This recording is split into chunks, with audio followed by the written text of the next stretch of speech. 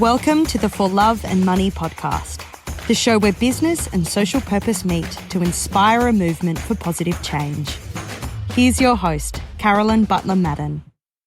My guest today has deep roots in the coffee industry going back 20 years and has pioneered many businesses, including coffee education, coffee farming and processing, cafes, and roasting. Saxon Wright is the founder and owner of Pablo and Rusty's Coffee Roasters, a B Corp certified roasting company based in Sydney, Australia. He is also the co-founder and CEO of Huskee, also a B Corp certified company, focused on eliminating single-use products from the coffee and broader hospitality industries. Huskee has developed a reusable cup that utilises waste from the farming of coffee from the husk. However, more importantly, has also created a swap system so consumers can exchange the cup for a freshly cleaned one, removing the need for single-use disposables. Saxon is the recipient of the New South Wales Green Globe Award, Australian Good Design Award, and multiple Sustainability and Business Awards. He also serves on the board of Greensquare, a tech platform connecting coffee roasters and traders. As you may well imagine, Saxon is deeply committed to seeing business solve issues linked to our broader environmental crisis. Now, our interview covers Saxon's background, the key experiences that led him to do what he does today. He shares his inspiring approach to people development, which when he applied it to Pablo and Rusty's, enabled him to have the headspace to create other opportunities, which ultimately led to building Huskee. You'll notice how much the theme of curiosity, design, and innovation threads its way through our interview, all driven by Saxon's commitment to using business to solve environmental issues and create systems change. Finally, Saxon also shares some of the steps we can each take as consumers to reduce our reliance on single-use plastic. It is super inspiring. Enjoy. Saxon, welcome to the For Love and Money podcast. Thank you for taking the time to join us. Hey, Carolyn. Great to be on the show. So, first question I ask all my guests is, what is the role of love in business? Would you like to share your perspective on that? Yeah, sure. I think it's a lovely way to start a podcast, really, and kind of bring a bit of focus back to what we're really all trying to do. I think at our core, at our heart, we all do things for different reasons, but if we're not doing it for love at some level, then it's a bit of a sad and lonely journey, really.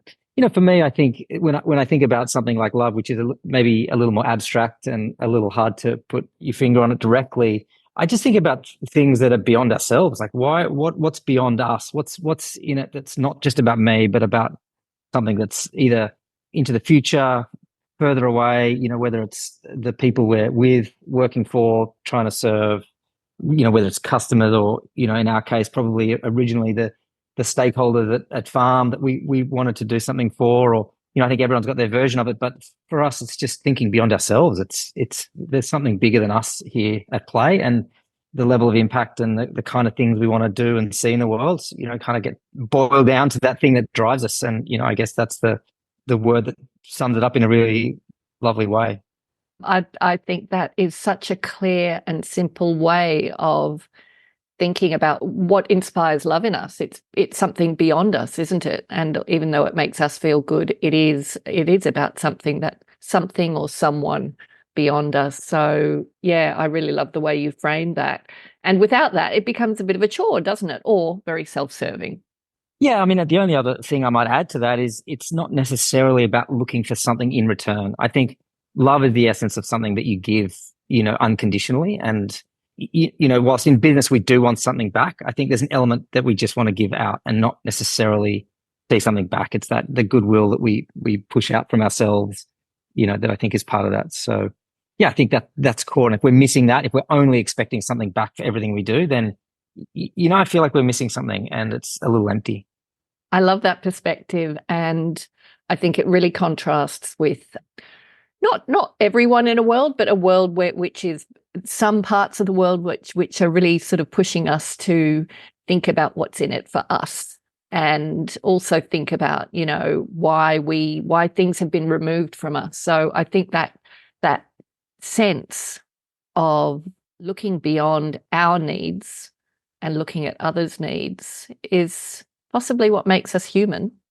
And that's what fulfills so many people who actually do go down that path. So thank you for that.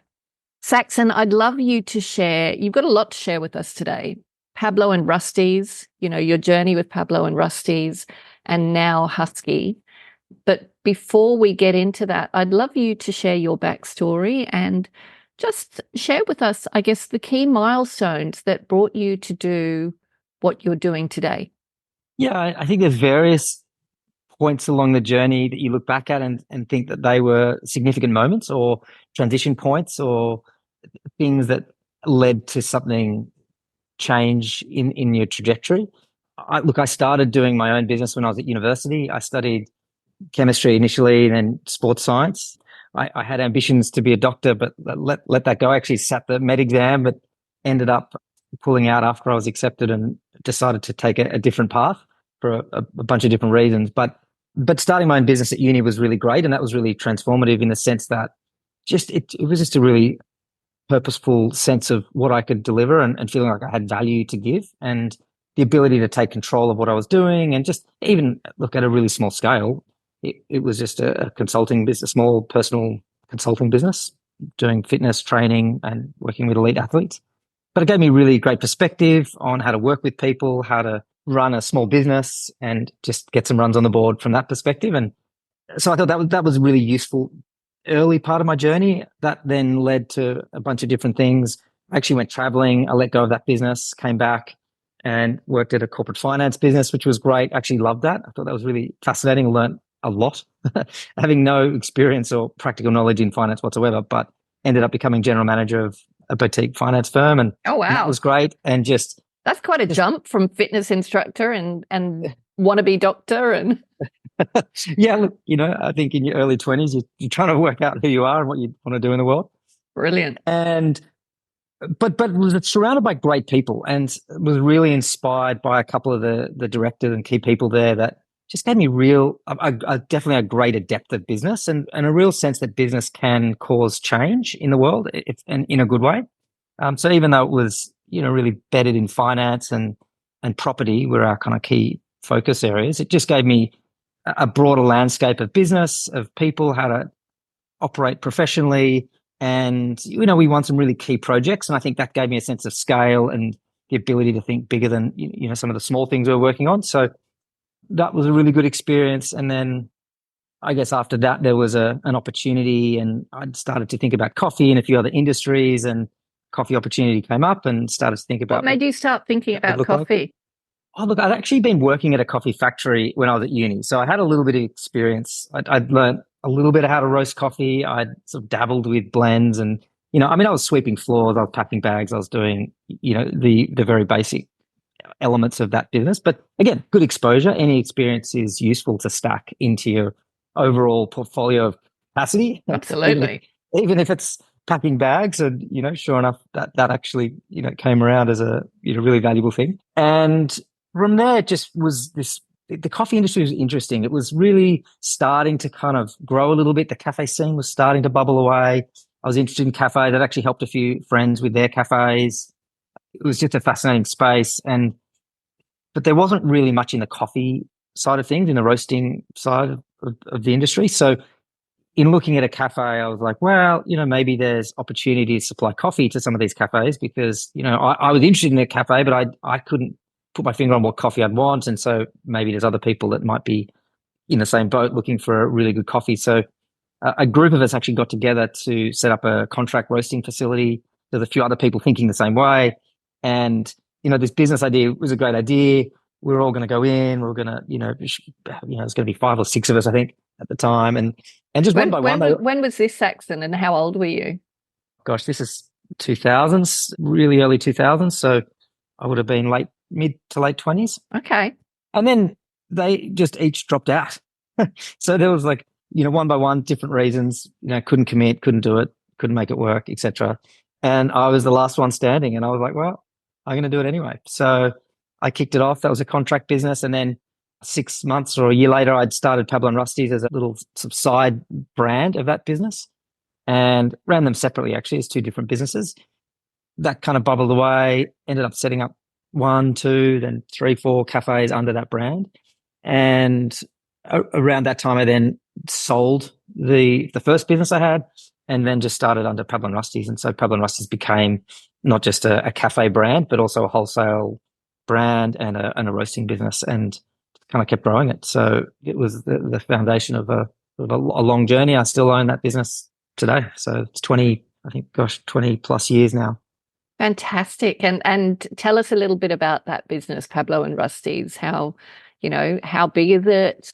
What's it doing? What's its purpose? It's a B Corp certified.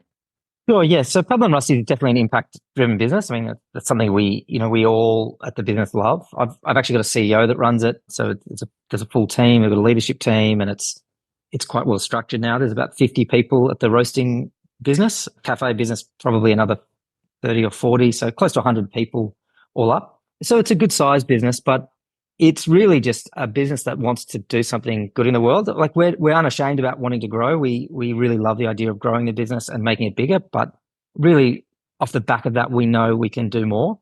And so, yeah, we're B Corp, we're carbon neutral, for better or worse. We're 1% for the planet. So we give 1% of gross revenue to various charities that do environmental work. So we feel like we can give back a little through that business. And also the coffees we buy, we want to, the goal, we're not there yet, but we want to buy regeneratively grown coffees where we're not causing deforestation or issues at farms.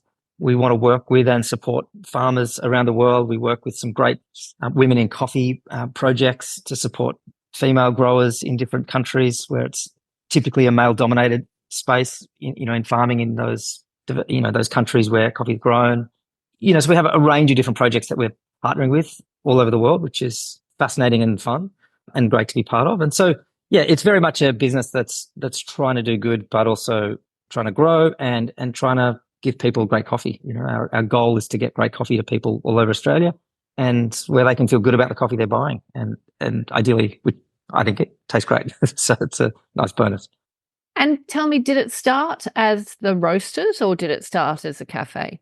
Well, I had the contract roasting business at the start, and so it was the obvious supplier to the cafes. Yeah. And then once I sold that business, we started roasting under that brand. But I guess it started as a cafe business, and the cafes really were our way of getting in touch with what was happening on the ground. It was a great way to connect with different customers, to try different blends, try different coffees, really experiment with how we brewed, how we made coffee, our philosophy around the science of coffee. We were really focused on the science side of it. I mean, I think that's just from my background. I love the science side of things. I always have been passionate, interested in science. Back to your doctor aspirations. Well, even earlier, I was a member, this is a bit nerdy, I was a member of the CSIRO Double Helix Science Club when I was like 7 or 8 or something. Really? That's amazing. I love that.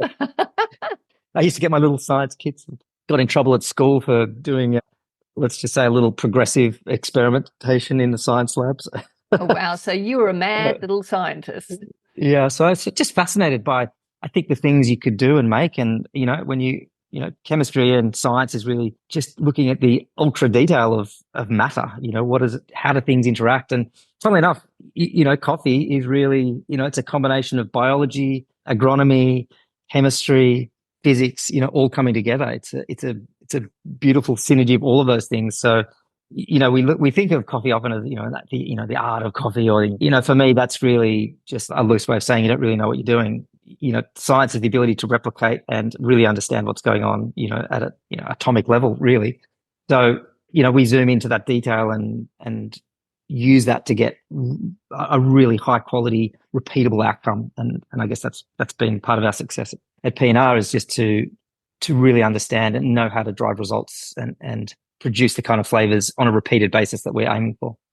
And then, yeah, that makes a lot of sense. And then to actually create the lab environment almost through the cafes to understand what your cafe customers were, the challenges they were experiencing, the environment they were operating in. Yeah, and also because we have a huge wholesale network, having our own cafes means we can speak with some level of authority to them about what works, what doesn't work, trying different pricing models, like even right now, pricing is a big issue for cafes, and we can experiment with that in our own stores and then use those learnings and say, hey, we tried this, it did work, it didn't work, and it sort of helps them take less risks where we can, take a few more risks, I guess. That's really interesting. So, that scientific approach, you said you think that probably contributed a large part to the success of Pablo and Rusty's. Is there anything else that you think would have contributed to that success?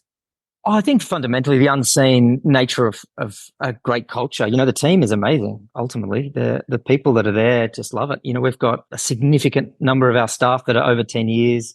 We've got a lot of staff over 5 years. We have a very low regrettable leave rate, where people are leaving, not enjoying what they do. So, we want to create a place where people love their work. And, I think we've done a pretty good job at that, and people stick around. And as a result, you have that continuity, you have that depth, you have that trust, you have the ability to get things done in a really efficient way. And we have healthy conflict. We have critical conversations. We really try and challenge the team to be deliberate about, dealing with issues, but at the same time, we want to work hard. We have high expectations, but we also want to create opportunities and have a lot of fun along the way. So it's a balance, right? And if we get the balance right, that's a real driver of success for the business. And 5-10 years, I mean, in an industry that tends to be quite transient, that's quite an achievement to have people staying there for that length of time. Yeah, I think so. So, Saxon, when we spoke previously, I asked you, how did you manage to start Huskee when you've got this business that's growing? And you shared with me your philosophy to your own role within business, which you also applied to Huskee. Can you share that with our listeners?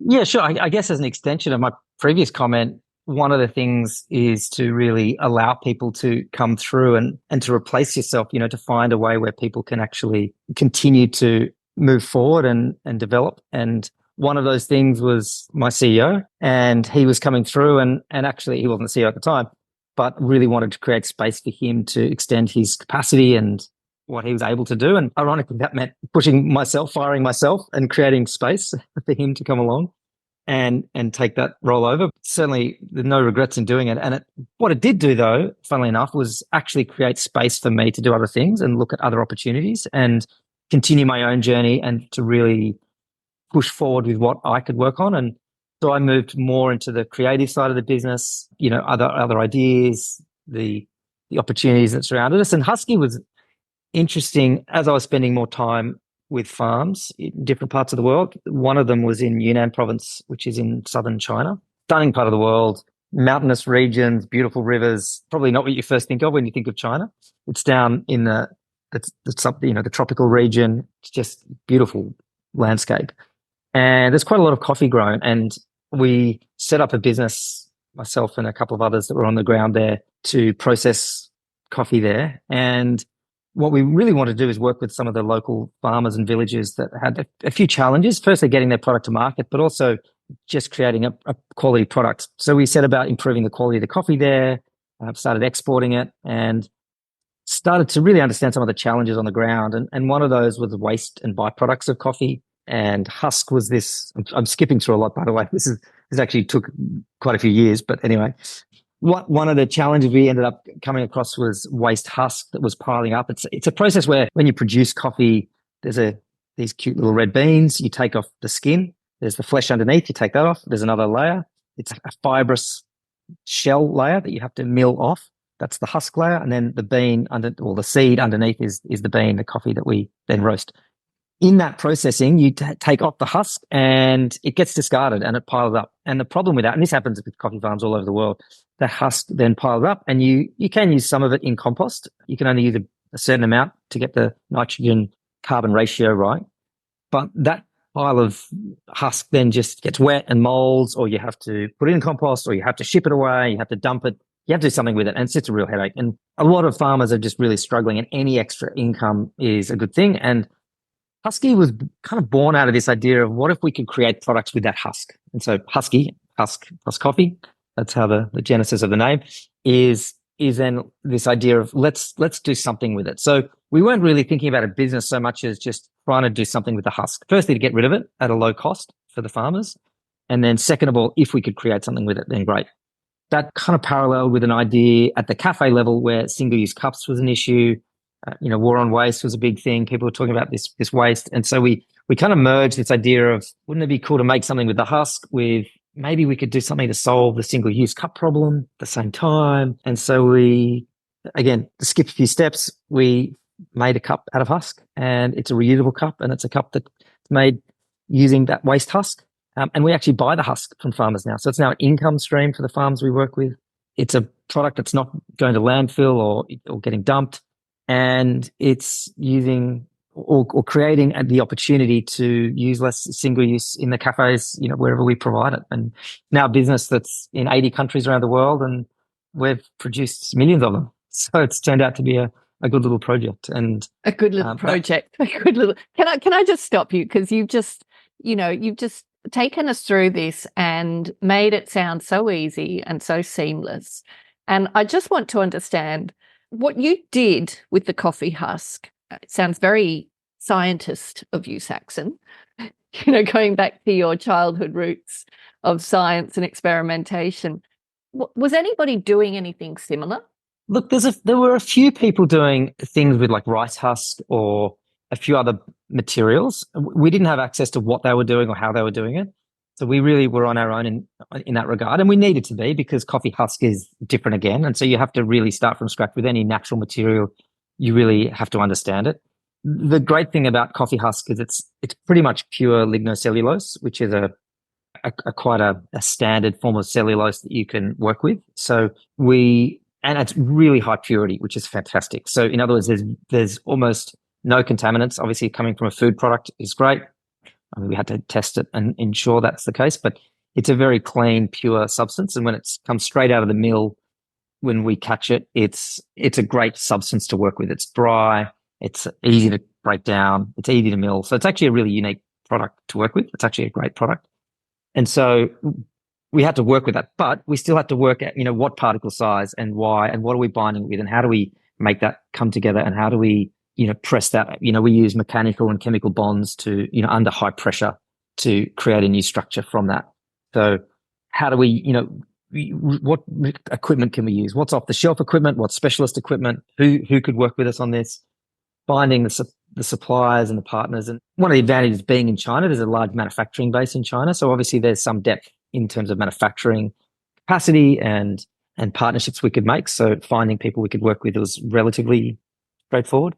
But to your point, sure, it took 3 or so years of rigorous experimentation and a lot of money spent on testing and food safety standards and understanding compliance in countries all over the world. And it's still an ongoing learning and a slightly painful process of ensuring we meet standards, because every country's, Euro standards are different to Asian standards, different to Australian standards, the FDA in America, they're all different. So we have to meet all those regulatory guidelines. So yeah, it's a lot of work. It's a big challenge, and it costs us a lot of money to do that. I mean, we've spent, over $1 million in testing and compliance and ensuring we meet, the certain standards we want, and also getting the durability of the product so that it's dishwasher safe, that it's, meets its goals, and thinking about the end of life of that product as well, so that we can reclaim it and repurpose it ourselves, which we do. We collect it back. We've got a program called Huskee Loot, and we collect back our products at the end of life. What's it called? Huskee Loot? Loop. Loop, so Huskee Loop. Yes. Okay. So it's bringing those products back. We reclaim them. We have a buyback program from customers where we'll give them a credit and get them sent back, and then we turn them into new products. And what we have now is a dog bowl made 100% out of old Huskee cups. We're still filling those, so we haven't done anything else yet, but the plan is we'll have a range of different products in our Huskee Loop range, which is purely made from reclaimed Huskee cups. That's amazing. That's amazing. And I just, there's so much to love about what you've shared, because you created a new industry. You created a coffee husk industry. You talked about how it's not just about looking at, what do we do with the husk that's dumped? You actually buy it from the farmer. So it's an income source. Well, it's funny. We often get people ask us, do you run out of husk? Well, the short answer is no. There is so much husk. We will never run out of husk. So that's a good thing. The other funny thing that happens to me when I'm at like coffee trade shows and they go, "Oh, you're the Husky guy." They're like, "Do you want to buy my husk?" You get these farmers that are like, "Oh my gosh, are you serious? You're going to buy my husk? Are you kidding? That's amazing." So maybe Sorry, you we're need not. to create a husk dealer network around the Well, world. yeah. I mean, the problem, the highest cost for us really is shipping the husk. So it's really about manufacturing as close to the farm areas as possible, because trucking the husk around is actually the highest cost. It costs us more than what we even buy it for. So that's a consideration. So, we have to be mindful of, where we ship it. But look, if we could, we'd love to produce it in other regions as well, whether it's India, Brazil, or Indonesia, Mexico, any country which is coffee producing and also has manufacturing capabilities. But that's something for down the track.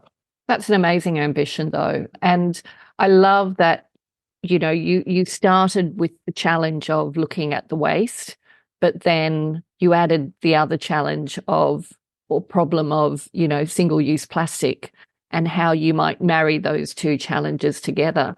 And it seems to me, from what you've told us, that your curiosity, you're working through this problem, you're applying, science and looking at how you might innovate through this, is creating value for so many different stakeholders along the way.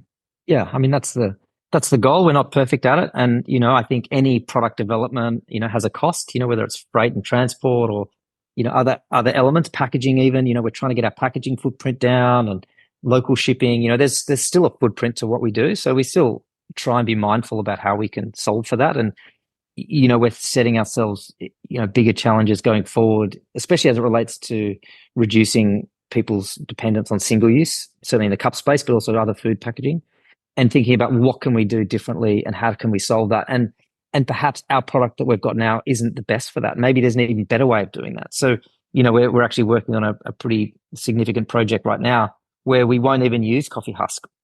Why? Because perhaps there's even better ways of doing it. And trying to solve too many problems at once can often mean you're not doing the best in any of them.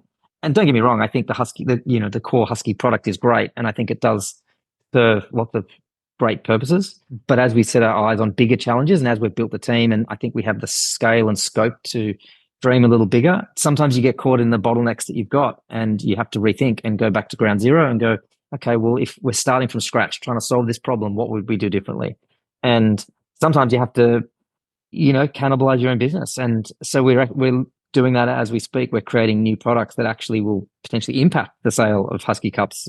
But at the same time, we're balancing that with our broader and bigger ambitions about solving, what I think are pretty significant challenges right now, especially as it relates to the packaging crisis and the amount of waste and deforestation and that whole thing. And suddenly it's like, wow, there are bigger problems than husk. And solving husk is great, don't get me wrong, and I think it's really great, and we want to support more farm holders all over the place, but there are big challenges, and I think we've kind of got to that point where we can do something about that. And that's for me really exciting and really opens up new opportunities that help me get out of bed every day and go for it. That's such a good philosophy to apply to your life. I think it's really inspiring, and it goes back to when you were talking about doing yourself out of a job, firing yourself at Pablo and Rusty's. I know, leadership books and everything, you hear a lot about you've got to do yourself out of a job, but I don't hear many stories of that happening. I think they're far and few between. And so I think it takes a level of real courage, but also being driven by something more than, yourself, I guess. You're driven. It goes back to that love question. And I think, what you've shared today shows that you are strongly driven by something beyond that. Enjoying the podcast?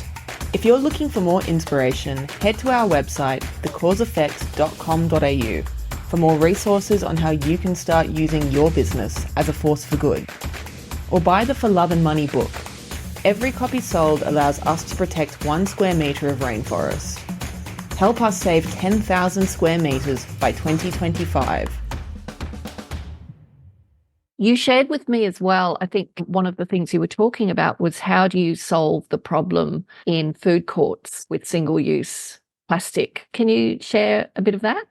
Yeah, I think it's a real challenge. I'm a little disappointed, if I'm honest, that there are, brand new food courts still opening up and they're 100% single use. And it kind of staggers me to think that not only does the operator of that, venue, whether it's a, shopping center or mall or, whatever, not plan and think about that, but that it's not regulated, that it's not driven by legislation to enforce that or to create systems that would enable that. So yeah, I think it's frustrating to watch that. So that's something that we're actually looking to tackle, to say, okay, well, what does it look like to create systems that could be useful, not just in food courts, but entire precincts, universities, corporate towers, council, shopping, areas, precincts. There are so many spaces that in a relatively small environment could totally engage in a reuse solution. So that's great. But what are the solutions? And, where are they?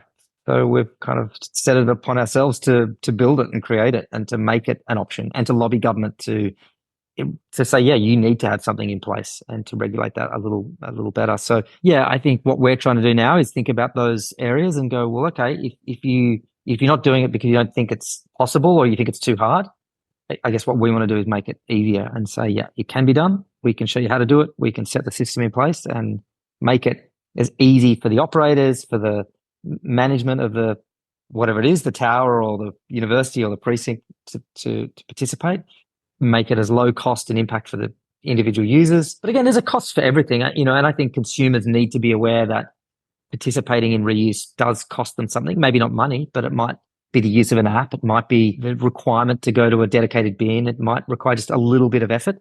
And I think, we've seen it with plastic bags, but I think as we move into a reuse world and there is focus on the circular economy and that's happening at both a federal and a state level, that consumers do have to become more mindful of this. And, we want to help educate and help people understand why they need to participate. We've just become really lazy and single use is just really easy. You just pick it up. It's easy for the cafe or the food venue. It's easy for the consumer. And it's just, you just pick it up, you drop it off and you throw it in the tip and, whatever. But we know recycling's really bad. It's less than 20% of what goes into yellow bins makes it to actual recycling. They call it wish cycling. It's this idea that, no, I think I'll put it in the recycling bin and, should make it to recycling. Well, the reality is 80% isn't, so we need to just stop it at the source rather than, and don't get me wrong, we should really look to improve recycling. And there is efforts on that and government's working on it. Councils are working on it, but we're not there yet. And it's a long way to go. And we need to get recycling amazing for sure. However, let's go upstream a little bit and actually stop it. Let's stop all that plastic even being produced in the first place. Let's stop that single use. And what does that look like? And it really takes a proactive effort from everyone involved. And by that, I mean the business owners, people consuming, government, everyone. And for the consumer, it's really, maybe, well, first of all, take your own, BYO cup, just, sitting down in a cafe, enjoy the moment, stop for a minute. Do you really need to get takeaway at all? Can you not just sit there and enjoy your meal and take the time? Or why do you have to be on the run? there? Even stand there and take a leaf out of the Italians label. Yeah. Never see an Italian walking around with a takeaway coffee cup, do you? Yeah, that's it. And then if you do need to take it on the run, and I get it, there's a time and a place for it. Let's find a way where you're not using it once. Let's find a way where you're using that product multiple times. And yeah, you might have to put it somewhere specific, a specific drop-off location, and you might have to check it in with an app. And that's the kind of system we're creating. But, we hope people will jump on board and, be willing to participate. Why is it so confusing? It's like, I even find myself, I try and take a cup, but occasionally when I forget and I am on the run, I've got a takeaway cup and I'm like, okay, plastic lid I can put in there, but this bin's telling me coffee cups here and that's just normal trash. It just seems so confusing and there doesn't seem to be consistency, which makes creating the habits we need to create really tough. Why is that? It's a good reason. I think because there's a lot of different people thinking about it and it hasn't really come together. We're actually on the advisory panel for PR3, which is basically an international standards for reuse systems. So hopefully, as standards come about and governments endorse standards, then those systems will become a bit more aligned, or at least for consumers, there'll be a consistent messaging or consistent drop-off points, or, there's just ways where that will become clearer over time. So I think people are working on it, but I get it. It's not, we're not there yet. We haven't created, good enough campaigns or education or labeling or, whichever part of it is. And so, that is definitely a thing. But at the same time, that does take time and effort. And, we have to think about, okay, well, what is it asking us to do? And yeah, there might be a bit of learning and trying to understand it and to make sure we get it right. But I think it's possible. I mean, on the whole, I think people have pretty much adapted to taking their bags to the shopping centres. Yep, 100%. 100%. It's great.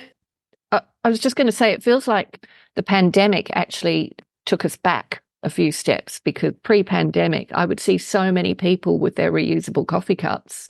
And then, because of the pandemic, that all changed. So again, it takes that intention and that effort to get back into that habit, doesn't it? Yeah, it was a real setback for reuse. I mean, a lot of cafes were just like, oh gosh, COVID, does our dishwasher get rid of COVID? And we actually did a whole bunch of tests to prove that, a standard commercial dishwasher gets rid of COVID. It's actually okay. And so our Huskee swap program, which is where you can exchange your cup, and have a commercially cleaned cup available, was like, you can definitely do it.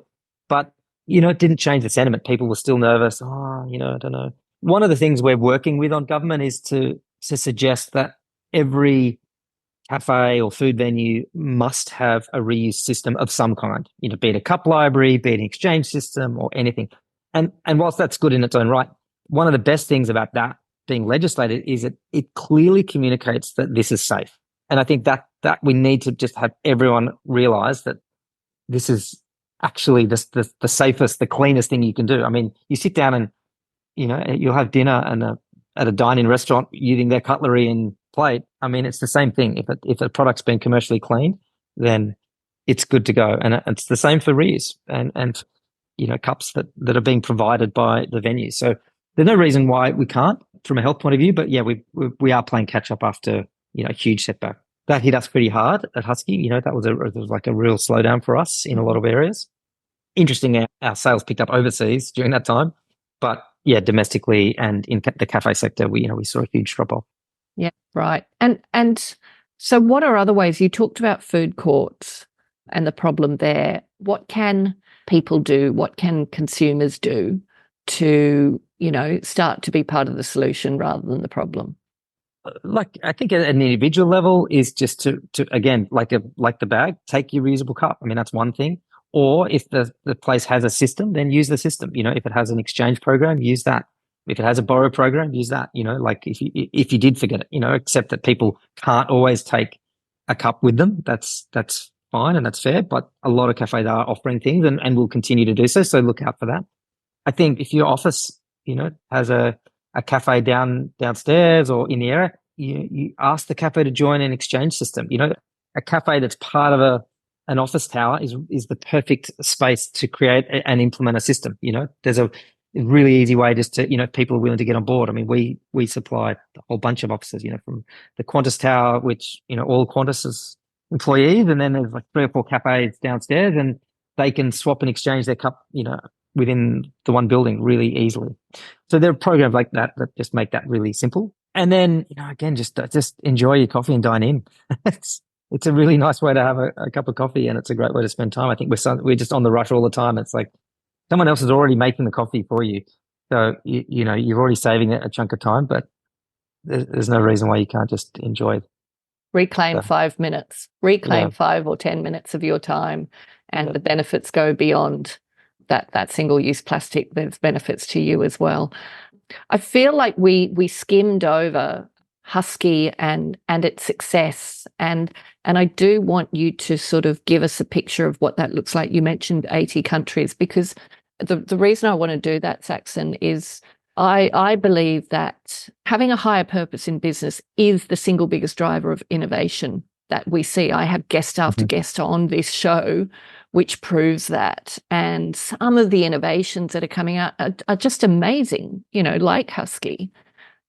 And I want our listeners to understand how that can drive success. So it's not just about, having positive impact. That's your driving reason for doing it. But the success that comes as a result of it, because you've built trust with customers and other stakeholders. So can you just give us a picture of what Huskee looks like today? I know you mentioned Nespresso is a customer. What does it look like? Yeah, I think we've moved beyond just our first product, the original Huskee cup, which is great. We've now got Huskee Steel. We're working with Renew, which is a recycled copolymer. It's a very durable plastic for events and for other use cases. We're moving into water bottles. We're moving into a range of other products. So expanding our products, which is great. We're moving into new markets all the time. So, I guess we see opportunities everywhere, and we've built, we kind of see ourselves as a design and innovation company as much as anything, and we produce products and systems. So we're really thinking about system change and what does that look like, and designing products for systems, which is an interesting space. And so I guess we're just thinking about, how do we scale? And I guess as a company, we're now transitioning from just being this, really focused on this one product and getting that to market and a sort of a one directional product pathway. We're now thinking about what does it look like to set up wash systems and return systems and technology through apps and loyalty programs and points and offsets and, all these different things that sort of come together. So there's a lot involved in that. And I guess that just keeps us, excited. And as the teams grow, as the team has grown and we bring on people that have more specializations, that enables us to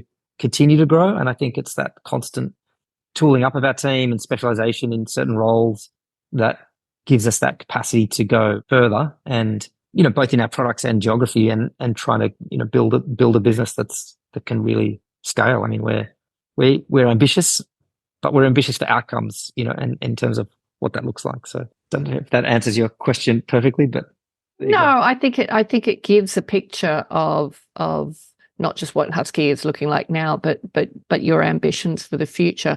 And I assume the philosophy of doing yourself out of a job, you're applying that at the moment to Huskee, because you seem to be ever looking forward, not just about, okay, this is successful, so we'll just replicate this as it is and scale that. You're looking at the challenges that come as a result of that and the innovation that inspires. So I assume that's because you're building a team and you're tooling them up and you're creating more space in your head to look at new challenges. Yeah, and I think, and that's true, right? I think the same approach is definitely there. It feels like we're much younger on that journey, and it's still, we're still incubating, in a lot of ways, and still, really developing that. But we've now got the team's as healthy and strong as it's ever been. We're really trying to fill out the ranks. I think we're hiring for 5 or 6 roles at the moment. We're trying to build that up, and the team that we've got is still learning about how to build bigger teams and to really grow. So there's a real stretch happening. And so I certainly feel like in the short term, I've got my work cut out for me, both with what we've got on the table, but also, building a faster growing team. And I think Huskee's different to Pablo and Rusty's. We're growing faster. We're global, where the potential is that we could be a much bigger company. We're actually now, I should also mention, we're now part of the Biopack group. So we actually merged with them a few months ago. So we're now part of their team and staying completely independent and running as our own business, but with the capacity and network and partnership availability with those guys is also there. So it's sort of a strategic shift, but actually means we can scale, at a pretty rapid pace, which is super exciting. Fantastic. And as we start to wrap up this episode, you've got an app, haven't you? The Huskee app? That's right. So what's your call out to people on this show? Get them to download the app. Get us to download the app. Come on. Sure. Go for it. Download the app. The app is great.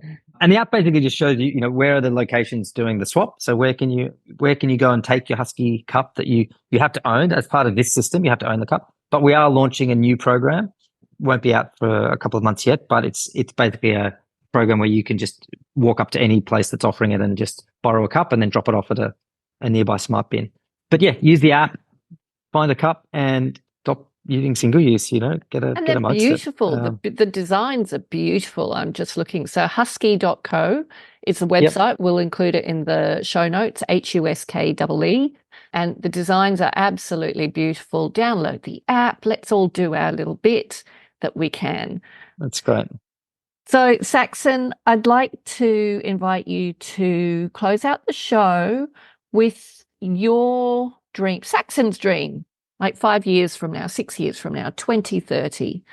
If you could achieve, just the best of what you dream of, what could it look like? If we could genuinely have turned the dial in terms of a transition away from single use to reuse, that would be unbelievable. Because at scale, that the impact that has, both just in terms of rubbish removal all the way back to the effect and the draw on deforestation and other environmental issues is so big that that to me is within 5 years that I would love to see us have genuinely changed how we don't use single use in the same way. For me, it's actually really ambitious because I don't think we're aware how big the problem is. I don't think any of us really see how much waste is around the world, not just in Australia. And so I feel like if we can expand into other countries and be a significant part of that solution, then that would be an incredibly fulfilling outcome for me personally. That's wonderful. And you say it's a challenge because of lack of awareness of how big the problem is, but that also makes it an opportunity, because if we can build the awareness of the scale of the problem, then hopefully that results in people actually responding and talking to their cafes downstairs and doing the little things that can lead to bigger impact. So thank you. I want to thank you for everything you're doing. I think it's amazing. Huskee is also B Corp certified. And if anybody wants to reach out and contact you for collaboration or whatever, what's the best way for them to do that? Probably just look me up on LinkedIn. So it's just Saxon Wright on LinkedIn. And we'll include the link to your profile on the show notes. Saxon, thank you so much for giving us your time. I know you're very busy. I really appreciate you coming on the show. Thanks, Caroline. It's been really good to be on.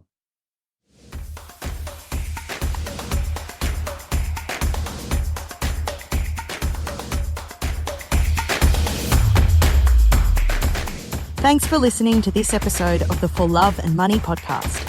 If you'd like to take a deeper dive into the purpose movement, visit us at thecauseeffect.com.au. And remember, doing good is good for business. So if you're not doing good, then what are you doing?